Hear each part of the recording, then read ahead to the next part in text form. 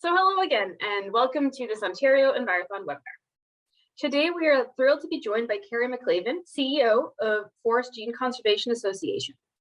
In today's webinar, Carrie will be sharing her expertise on the potential and power of tree seeds to create resilient forests in the face of a changing climate. Carrie, you should be able to turn on your camera and share screen now and start your presentation. Great. Awesome. Thanks so much, Allison, and Forest Ontario for inviting me today. I do have a little bit of history with Allison. We actually were colleagues in my former work with Forest Ontario. So really pleased to be on this side of the coin and be able to talk to this audience who hopefully I remember seeing Ontario Envirothon competitions in person and being super impressed by the folks and your knowledge. Delivering all this material you learned. So I'm really excited to share this side of it with you.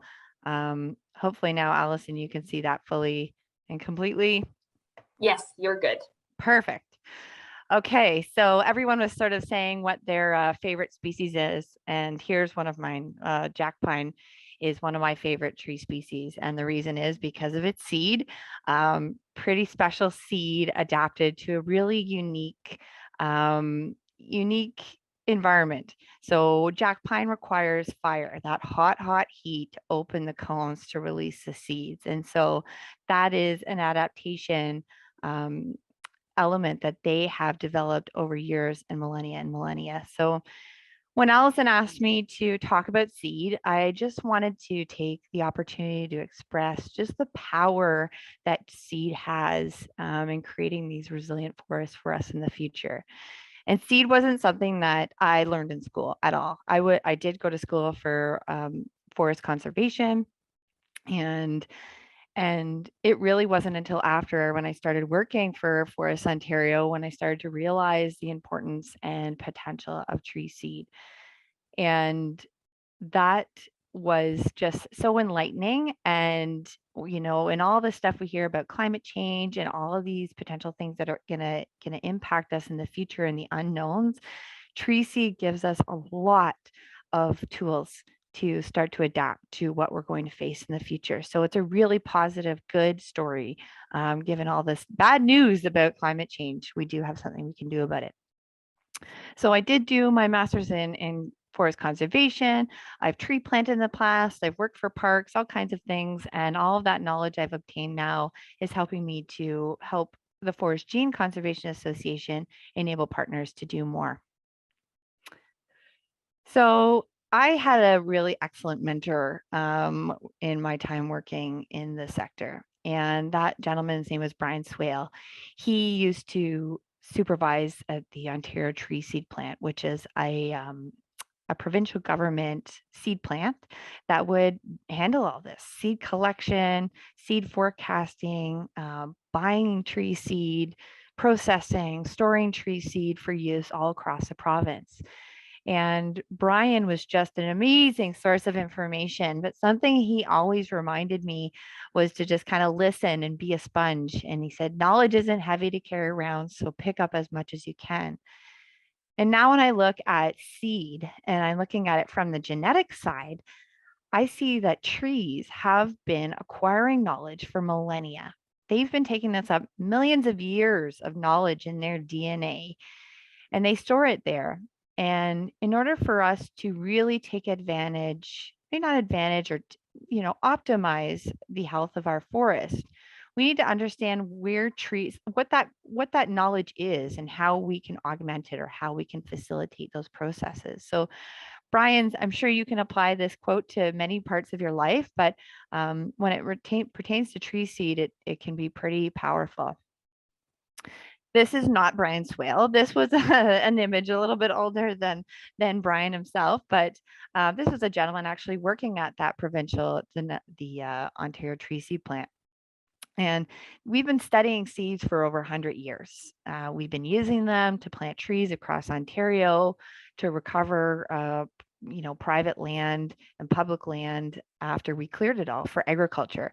So we've been really looking at seed and how to store it, how to collect it, and how to process it for many years. And so again, just another set of knowledge that we can use to help make this process easier for us. I would love to recreate this photo someday. Maybe Donnie here on the call from the National Tree Seed Center can help us recreate that image.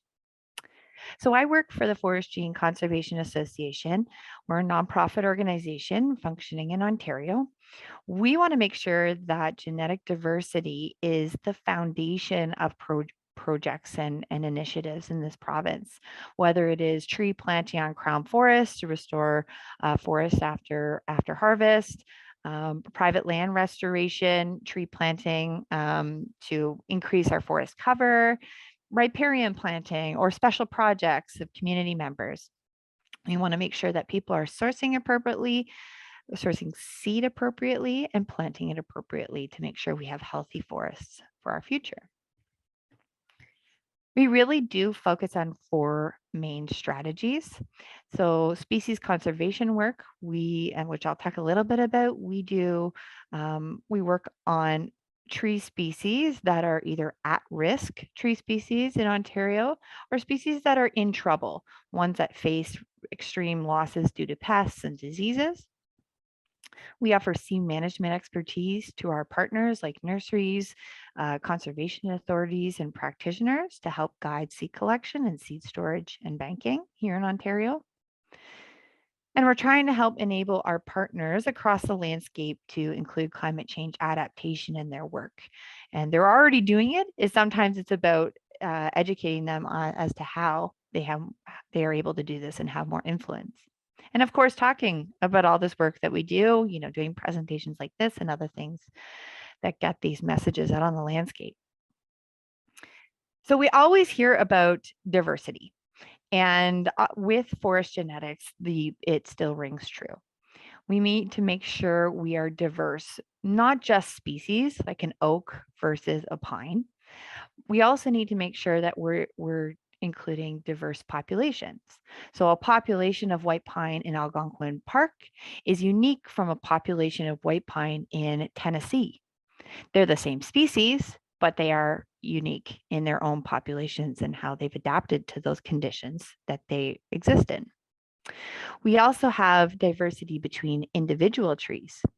So my parents, I was a child of my parents. My sister was also a child of my parents, and we are different. We have different genes in a mix of that. So we have unique genes as individuals with the same combination of parents. So making sure that we're not talking just about clones, we're ensuring we have that genetic diversity will give us that ability to adapt to any threats and challenges that we face. So when we have many species in our forests that have many uniquely adapt populations of species, our Algonquin versus our Tennessee, and many unique individuals from within a species, we have greater evolutionary potential. We have more stable ecosystems to adapt to any threats they're going to be facing. And we have greater economic potential, healthy trees that produce wood products that we enjoy and use every day, and that sequester carbon for storage for us. Now, I'm not going to do a deep dive on genetics, but just a really important thing for folks to remember that you can't see the genetic makeup of a tree when you look at it, but you can tell a healthy tree from an unhealthy tree when you look at one, when you're going for a hike with your family or you're out in the park playing, whatever it might be. Our phenotype, or what we actually see of a tree, is a combination of the site and the growing conditions of that site. So the soil, the climate, the surrounding trees and how they're influencing that tree's growth, but also its genotype. So the qualities that it inherits from its parents. And the combination of these produce one healthy tree. So you can see all kinds of examples of this on the landscape. If you're driving down the highway and you see 2 of the same species side by side, they're going to physically look different. And we know that that's because they're genetically different. They're on the same site, but they have that unique combination of genes. So that's just something that we as folks working in this type of organization come to understand and try to help educate practitioners about how they can influence the site and select the right site to make sure they maximize the genotype that they have working with. So to ensure that we have genetic quality genetics that we're moving forward through seed, we want to make sure that there are lots of healthy trees pollinating lots of other healthy trees. So a forest stand where you have, 10 white pine trees is going to, be a likelihood that that pollen is going to mix around and share and produce healthy individuals going forward. If you look at a lone tree standing in the middle of a farm field, it is likely that tree is pollinating itself. And so ultimately, we could see reduced genetic quality because it is inbreeding. So when we talk about seed collection and promoting healthy trees for the future, we want to make sure there's lots of trees pollinating lots of other trees. So that's the foundation that I think we should all kind of just generally get the gist of. Now I want to talk to you about how we utilize that information to promote the creation of future forests, healthy forests, that is. So if we didn't have all the tools that I'm going to talk to you about available to us, what we really want to make sure is we have lots of healthy forests that are contiguous or connected and that have healthy individuals, to impact. If a disease impacts one species, it's not going to affect the others. Or if we have lots of individuals and one is attacked by a certain pest, there will be other remaining. So that's the foundation, making sure we have healthy forests that are seed producers for our future. So as practitioners, we need to know that the seed we use needs to be of good quality from a good source so that we can know we're going to create good forests for the future. And so when we talk about tree planting programs, like I don't know if you've heard the 2 billion tree program or the 50 million tree program, there's lots of initiatives out there. We need to be thinking about 3 to 4 to 5 years ahead of time about seed needs and what we need to acquire to make sure we can actually plant trees for the future. Now, like us, like humans, trees come in all shapes and sizes and colors. This was taken by my colleague or former colleague, Melissa Spearing, who now works at the National Tree Seed Center. And this is just a diversity of Ontario tree seeds. You can see some, like these ashes here, are going to be traveled by wind, whereas others, like our oaks and some of our nut species, are going to be carried by animals. And they're going to eat them or they're going to bury them, and then, well, they forget about it and there goes the tree. So it's important to understand there's a diversity of seed, and therefore there's a diversity of ways in which we need to collect the seed and store it. And so that's something that we as seed collectors need to know and understand. So this stuff just doesn't show up at a store, as I mentioned in the poster. We have folks that are trained across Ontario and across Canada that actually do this work, that collect seeds.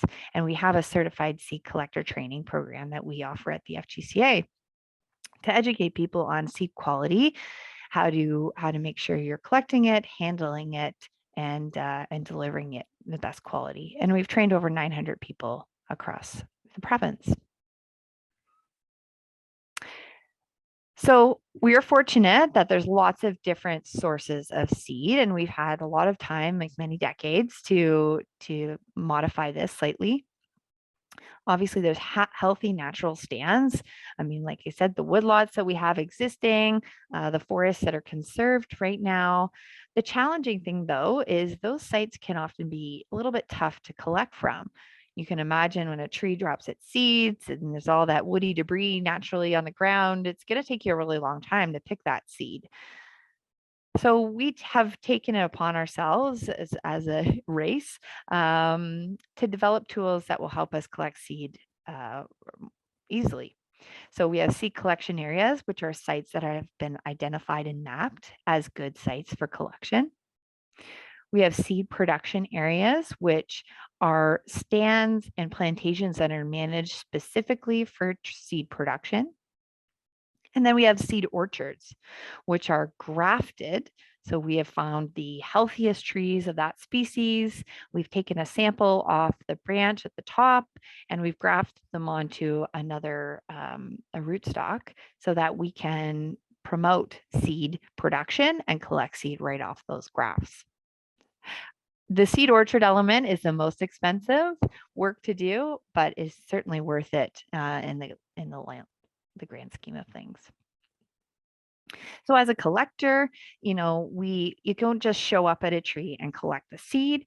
We encourage folks to do seed forecasting. And that is just, going out in the spring, going out in the summer, and going out in the fall to take a look at how the seed is developing, if there's any pest or insect damage, and if there's going to be a collectible crop when it comes time to seed collection. So some really great equipment for the first time seed forecasters is high quality binoculars. This helps us see the tops of the trees, which is where most of the seed will be.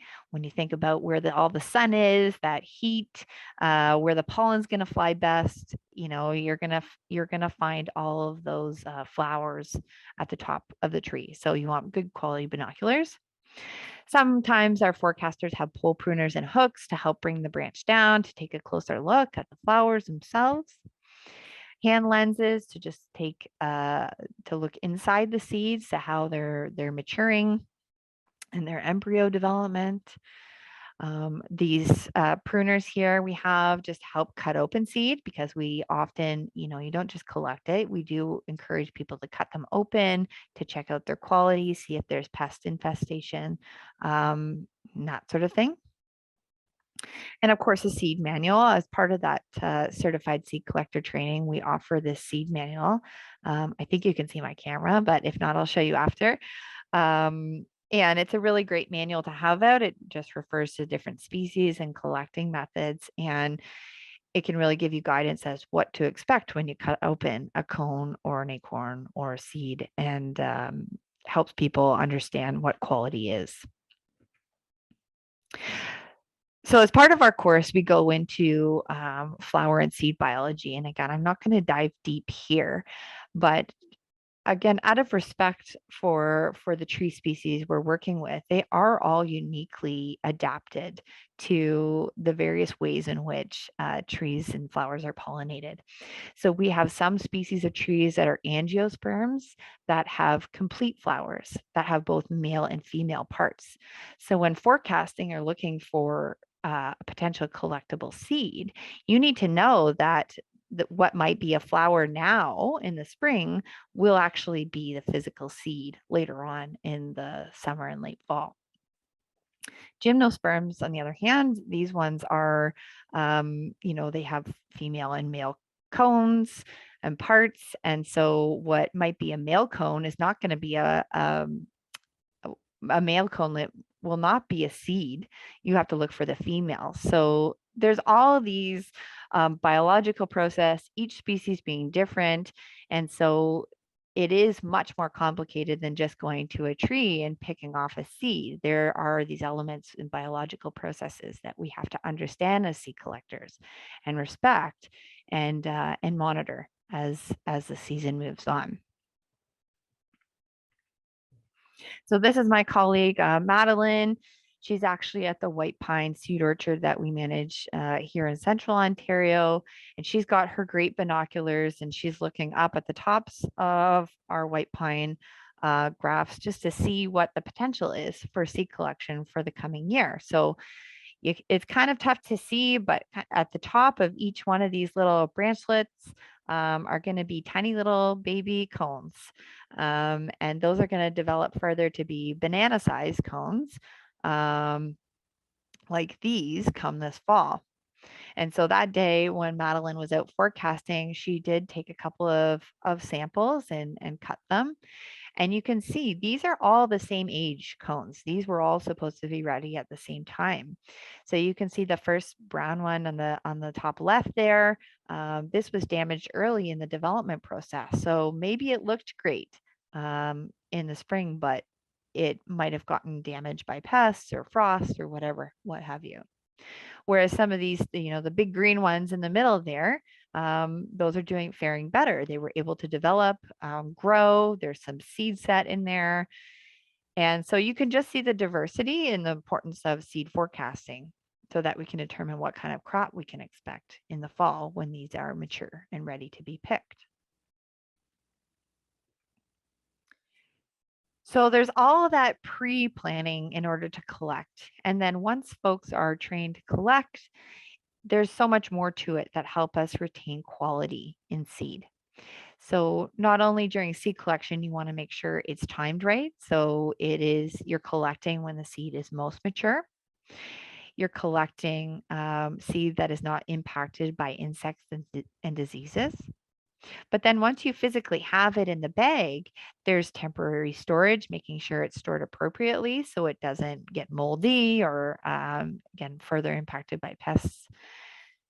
And shipping, seed does expire. And so you need to ship it quickly and efficiently to get it to where it needs to go, whether it's a nursery to grow the trees or to the seed bank or to the processing facility.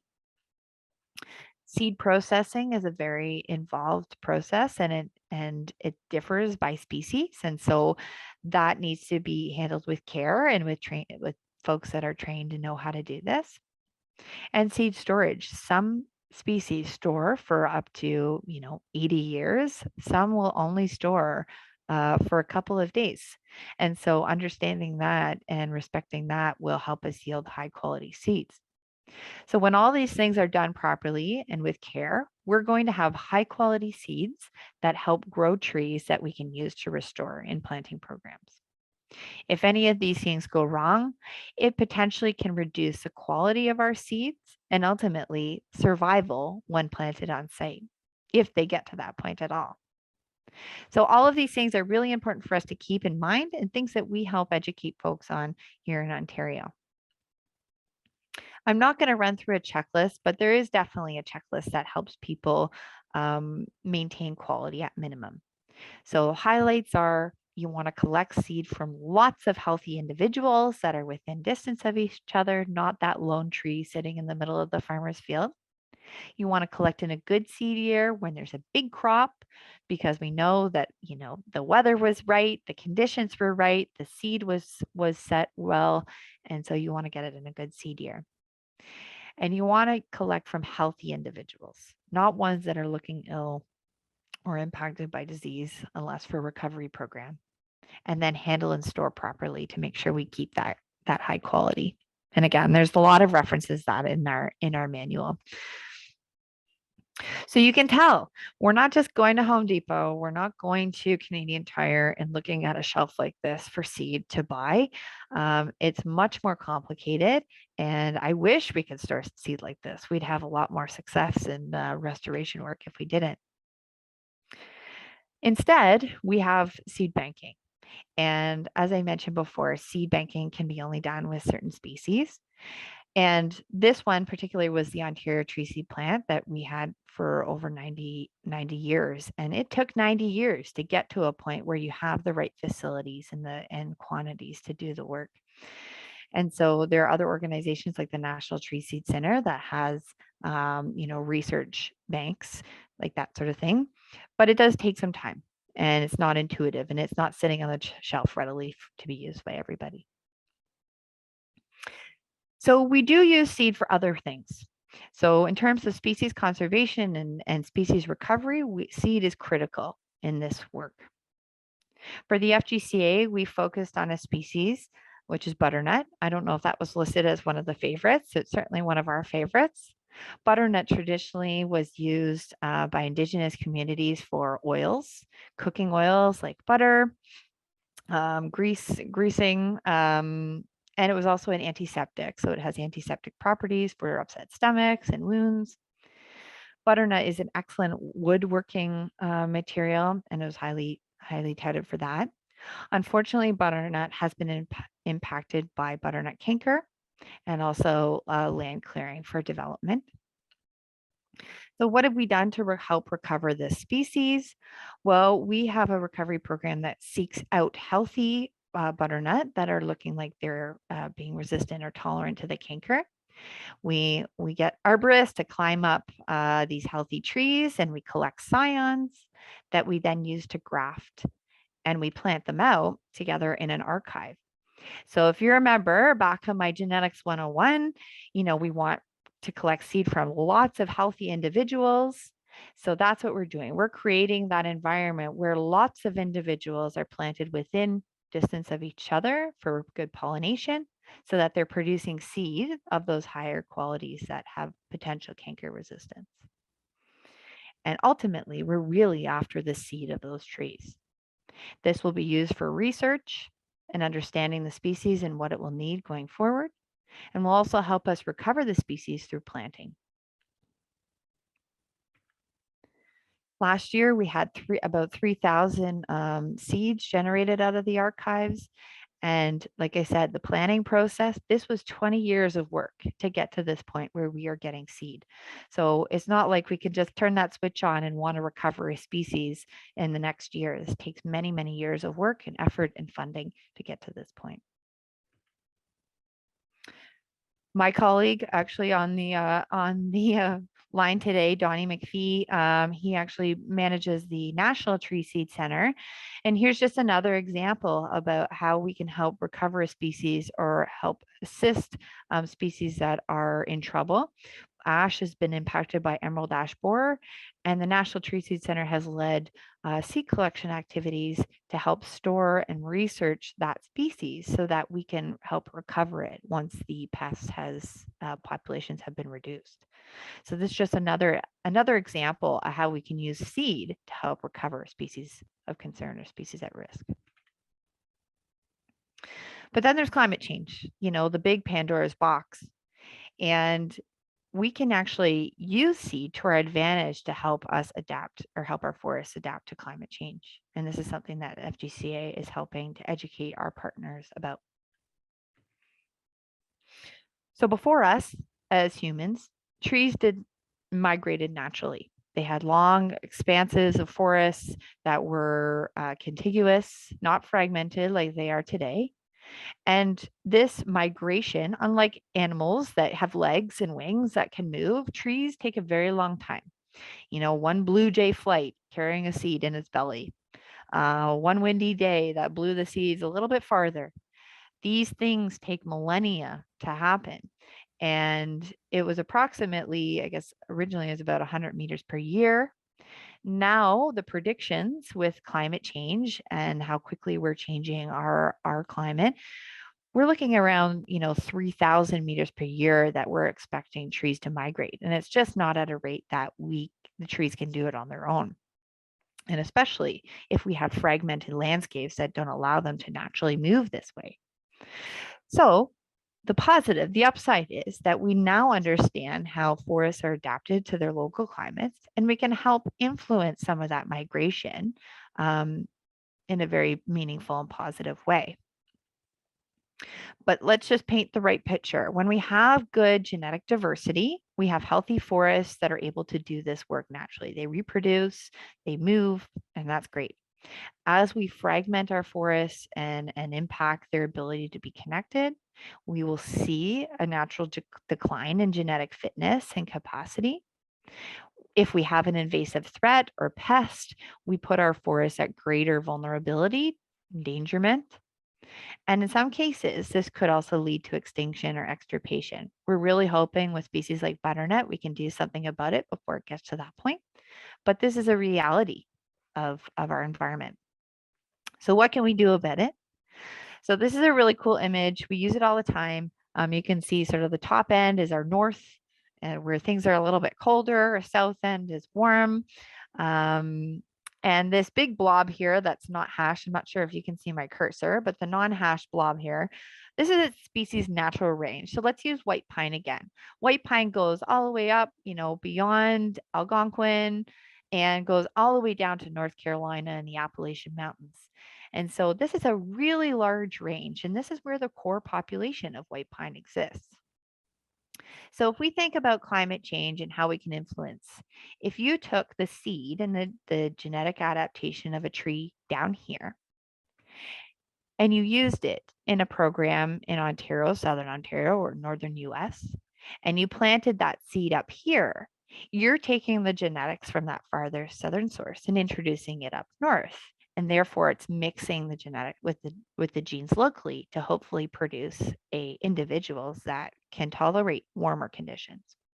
So this is assisted migration, assisted population migration. And this is just one way we can help influence this adaptation to climate change.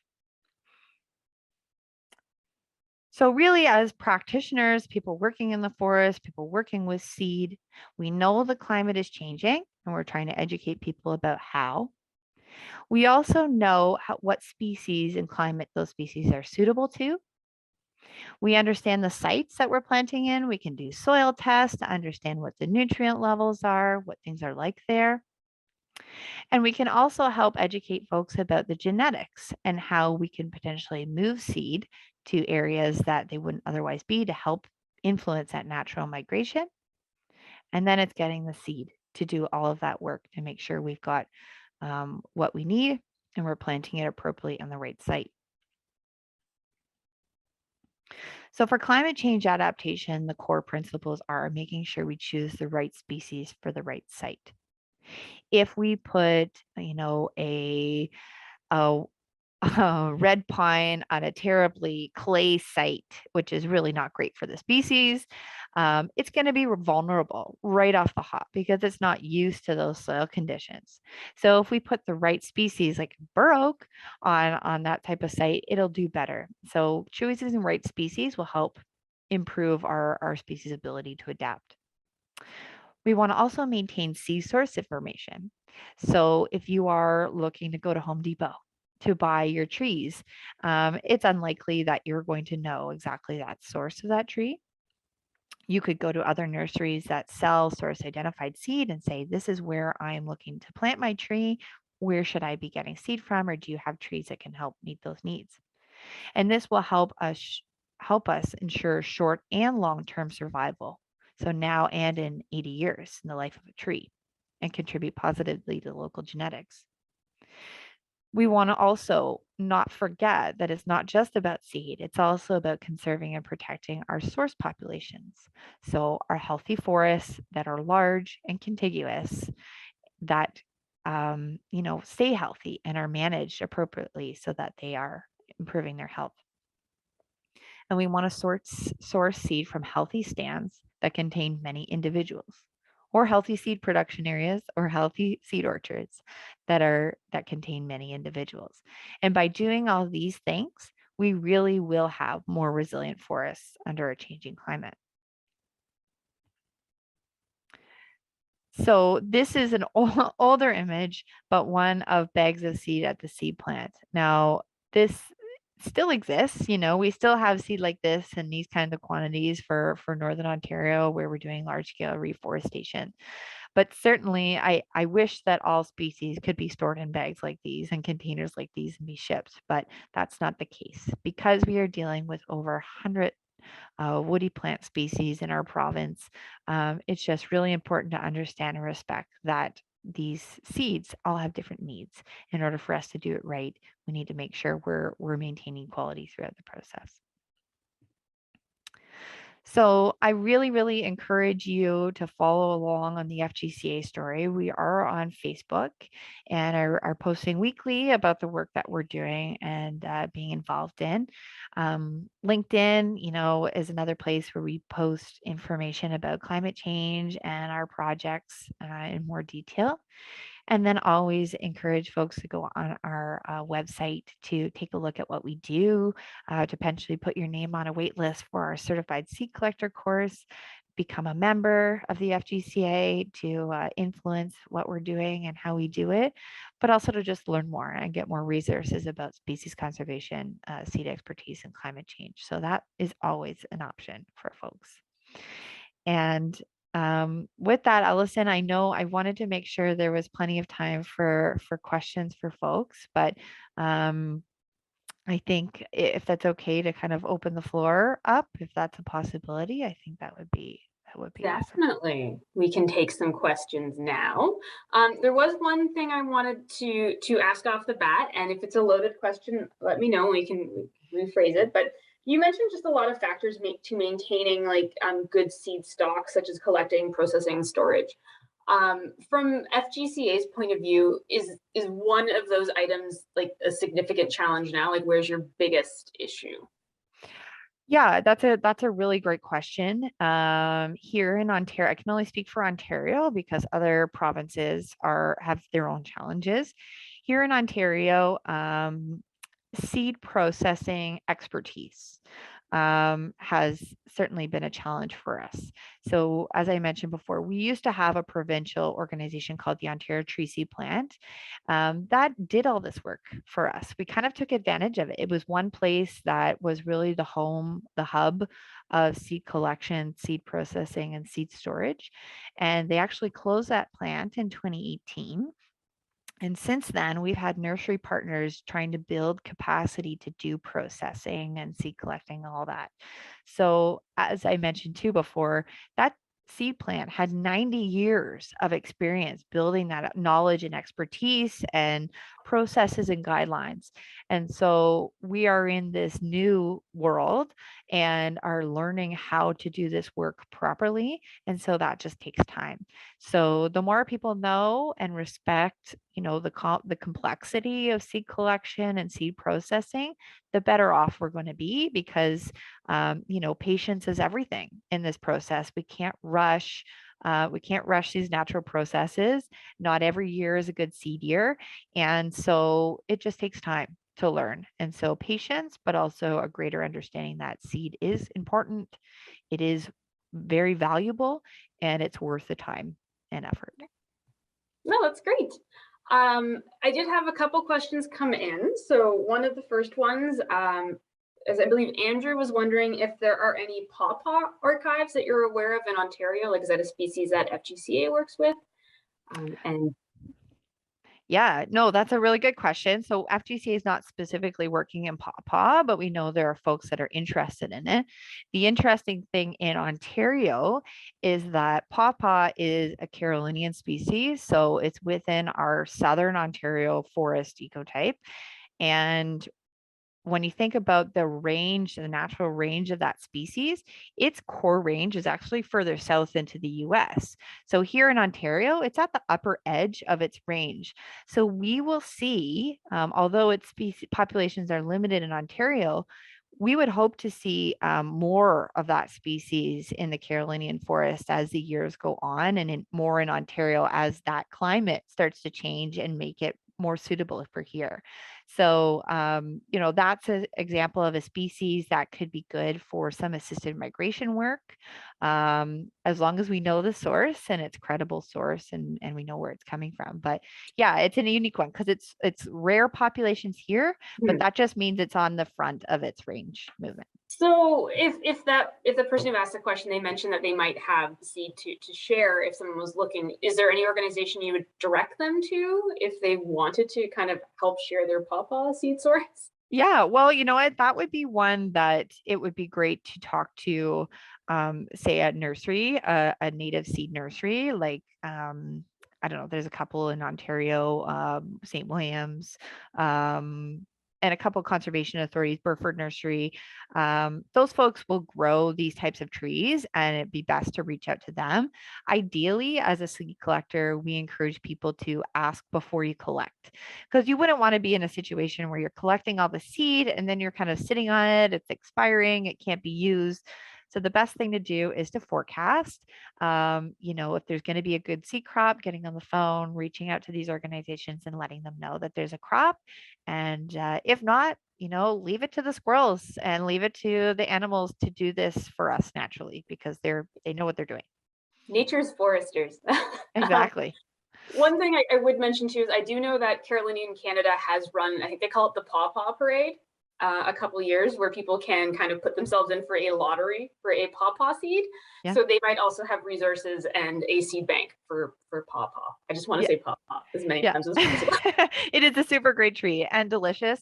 Donnie just piped up there. Allison, Donnie works at the National Tree Seed Center. He's on call, and they are looking for some of these species as part of their research seed bank. So, again, just there's a number of organizations that might be interested in it. Your best bet is you reach out to an organization like ours and say, hey, there's this great seed. I think it's a rare tree, and we can help connect people to people like Donnie. Okay, great. Now let's see. There was a question that came through and I didn't quite catch the context. So I'm going to read it as it's written. And if it doesn't make sense, perhaps the asker can clarify.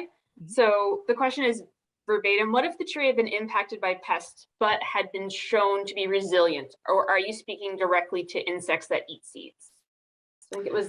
Yeah, so with recovery efforts, it's really important to know, one, what is the pest or disease, and then we can determine whether there's potential for genetic tolerance to that pest or disease. So something like emerald ash borer, it was a pest, and at the beginning, it's just racing through the species, and so it's really impacting a lot of individuals. We wouldn't know if there was tolerance unless we saw trees that were still living on the landscape that weren't impacted when all the other trees around them were, if that makes sense. So for butternut, for example, it's a canker and it's a fungus. So when we see one healthy tree that has only a little bit of canker, but every other butternut around it is heavily cankered and are dying and are beyond repair, there potentially is some genetic resistance to that disease. And so we want to get that material and try to promote it farther to make sure we're saving the species essentially.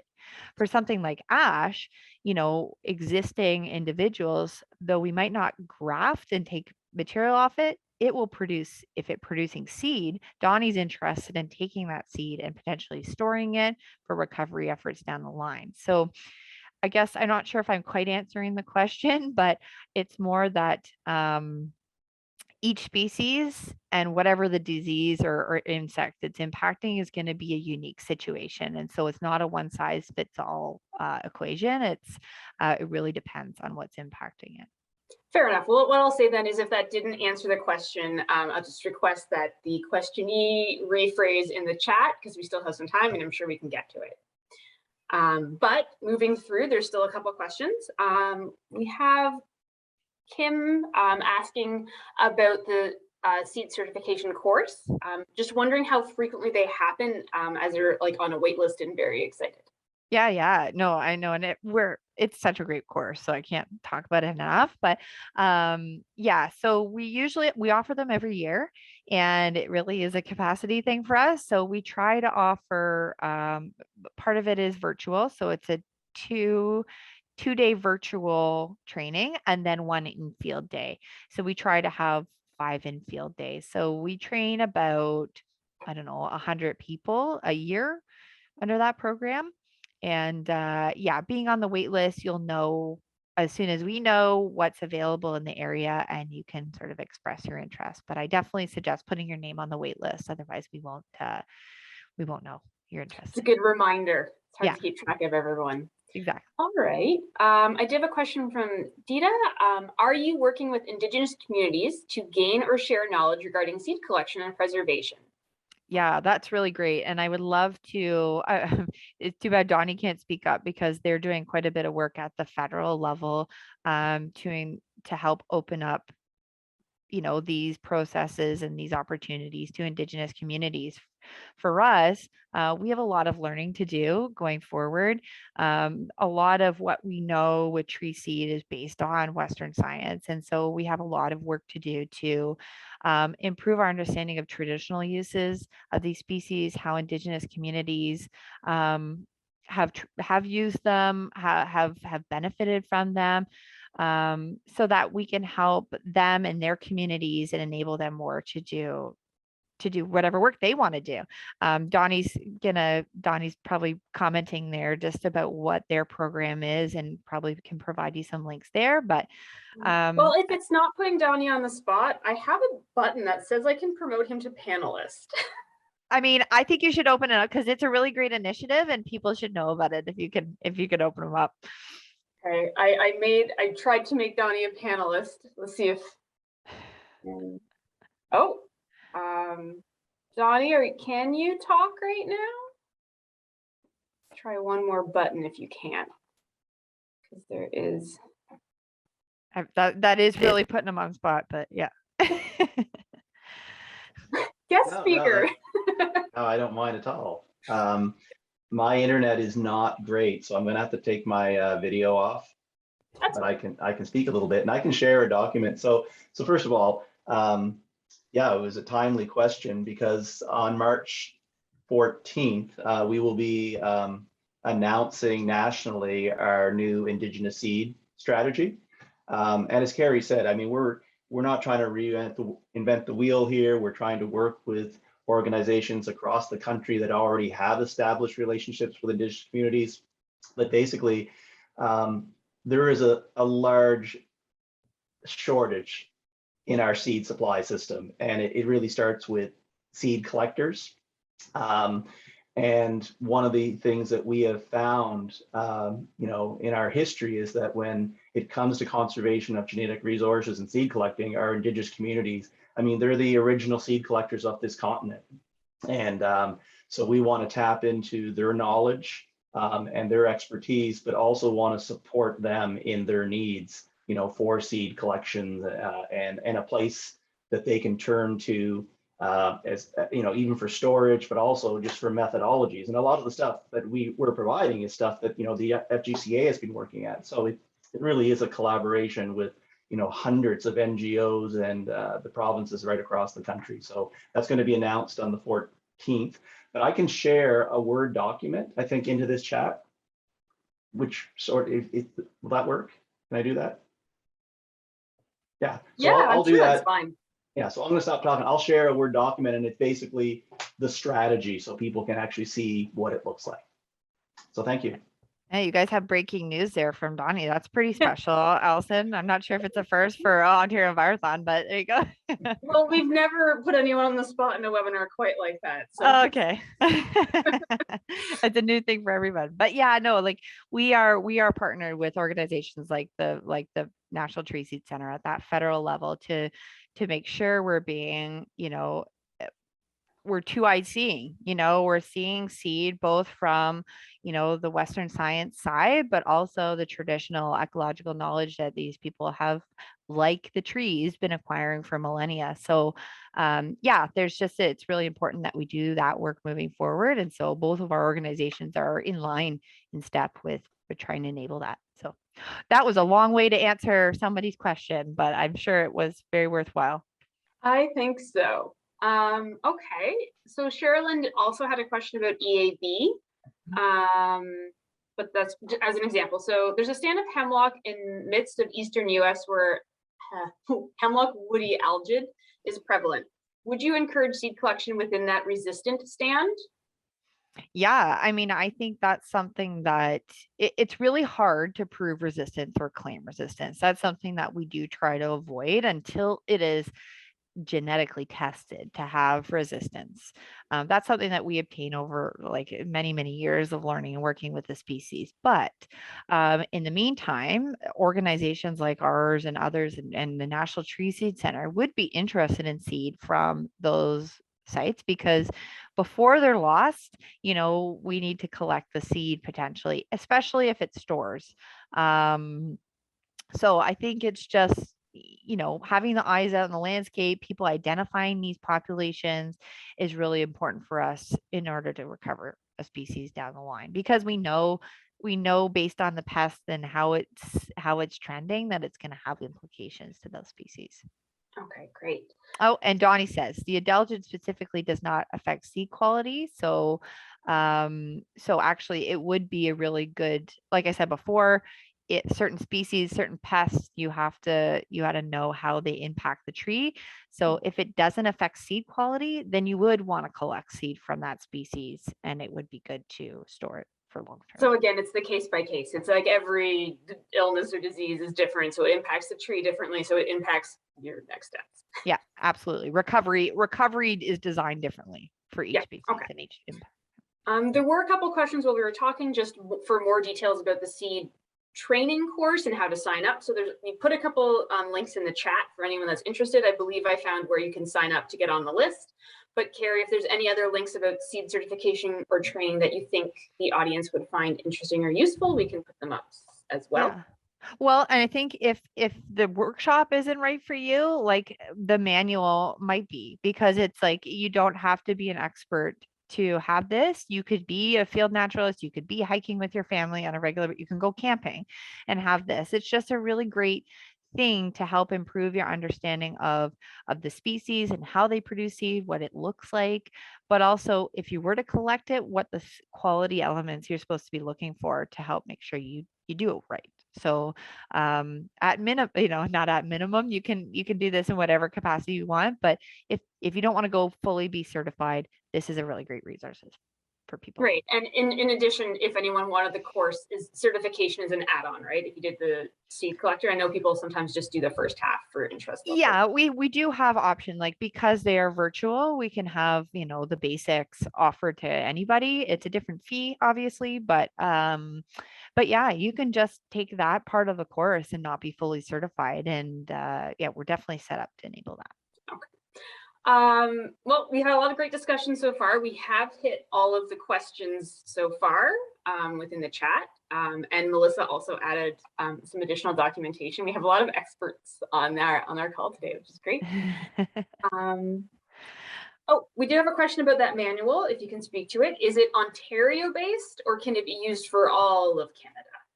Yeah, well, it specifically was designed for Ontario, but it has species that are across Canada and the US. So we've found that people pick it up no matter where they are. The principles for collection are pretty well the same. Nothing's really going to change in just terms of quality assessment and maturity indicators and that sort of thing. We are hoping in the next coming year to add more species to the list. Again, in partnership with the National Tree Seed Center. But I think it's pretty comprehensive for people. Yeah, the only thing I was wondering, and you can probably speak to this, is I know that within some of the seed guides, it gives you like ranges about when they be flowering or when they be fruiting. So I don't know if that changes by province because like seasonality changes, but. Yeah, well, and so if you think about, we were doing this project up in the Crown Forest license in central Ontario, and we were doing an assisted migration project. So we were taking white pine seed from the northern Appalachians and moving it up to this area of the province. But when you get everything genetically is different. So when you talk about flowering, a tree here will flower at a certain time of year because of the weather conditions and the seasons that we have. A tree from that North Carolina location will flower at a different time because it's adapted to those growing days and those seasonal changes. And so our flowering time will be off. So there's so many elements of how a tree grows, how it develops that are unique and are adapted, that it's adapted to locally. So that's why we can't just move trees from so far to so far, because it might die. It might just completely die and not survive here because it's adapted to something different. So, but yeah, like whether it can produce seed or not, that will be impacted both by a changing climate here, but also where you source seed from. So, thank you, Carrie and Donnie, our last minute guest panelist. Thank you, Melissa, in the chat. We had a lot of great information floating around. This was a great discussion and I learned a lot myself. So thanks everyone for coming out and lending your time and your expertise. Thanks, Allison. Bye.